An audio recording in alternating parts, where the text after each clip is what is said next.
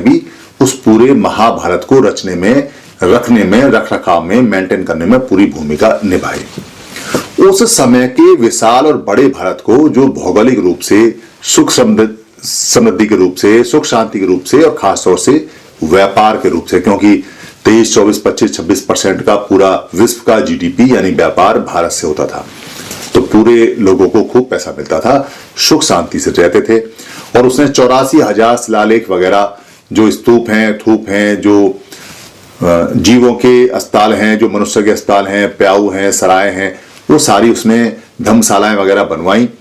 और वो सारी के सारे लोगों को सुख सुविधा, सारे पत्थरों की किताबें उसने बनवाई।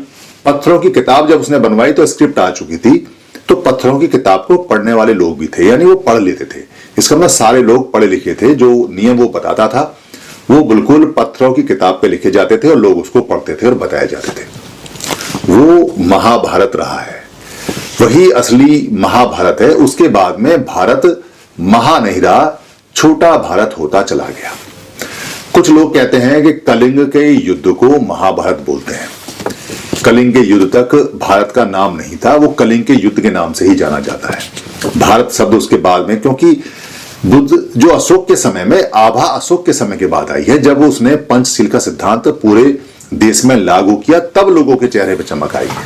किसी के सर के ऊपर आप तलवार रख दो और उससे कहो कि जरा अपना चेहरा चमकाओ, किसी के सीने पे आप तलवार रख दो या उसे डर रहे कि अशोक की सेना मुझे आके मारेगी, कैसे चमक आएगी। जब अशोक ने यह कहा कि मेरी तलवार अपने महाभारत के लोगों के लिए नहीं उठेगी, मगर मेरी सेनाएं इंटैक्ट रहेंगी, मेरी सेनाएं ऐसी की ऐसी रहेंगी और वो सेनाएं बॉर्डर पे रहेंगी, बाहर का दुश्मन आएगा तो उसे हम छोड़ेंगे नहीं और अपने देशवासी को कुछ कहेंगे नहीं, तो वो अपने देशवासियों को पूरी सुरक्षा देता था। तब चेहरे पे चमक आई, तब उसका ध्यान व्यापार में गया, तब उसका ध्यान एजुकेशन में गया, तब उसका ध्यान लोगों के कल्याण में और वेलफेयर में गया, तब महाभारत बना। और वो महाभारत इतना जबरदस्त था कि पूरी दुनिया उसके सामने झुकती थी, सलाम करती थी। इसलिए जो बड़ा भारत है, महाभारत है, उसका जो रचने वाला है, उसका जो रचयिता है, उसका जो लेखक है, उसको जो बनाने वाला है, उसको जो क्रिएट करने वाला है, जो उसका क्रिएटर है, वो जो श्रेय जाता है वो सम्राट प्रियदर्शी धम्मचक्रवर्ती या धम्मचक्रमंतु सम्राट अशोक को जाता है। और उसके बाद के जो राजा आए हैं जिन्होंने धर्म को आगे तक बढ़ाया, क्योंकि अशोक के जाने के बाद भी लगभग 1000 साल तक राजाओं ने धर्म को विशाल रूप से बढ़ाया है और इसको काम में लेके आए हैं। तो ये सारा का सारा जो मंजर है महाभारत का, ये उस समय का बना हुआ है।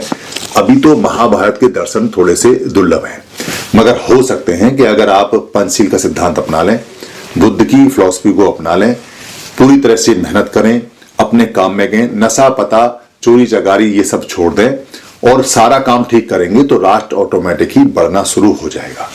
राष्ट्र के अंदर अगर झगड़े ना हो अशोक की तरह, बाहर के झगड़े सेना संभाले और अंदर के कोई झगड़े ना हो, अंदर मारकाट ना मचे, तो बहुत तेजी से फिर जीडीपी 26 की बजाय 66% भी पूरी दुनिया की हमारे पास हो सकती है। वो गुण पहले भी था, वो गुण अभी भी है, मगर सिर्फ उस गुण को निकालने की आवश्यकता है। बुराइयों को हटाइए, वो गुण अपने आप आ जाएंगे। इसलिए जब भी कहीं महाभारत आए तो महाभारत की कथा यही है, इति श्री महाभारत गाथा। इति माने होता है यह, श्री माने होता है हेड यानी मुख्य, महाभारत यानी कि बड़े भारत, और गाथा माने जो कहानी।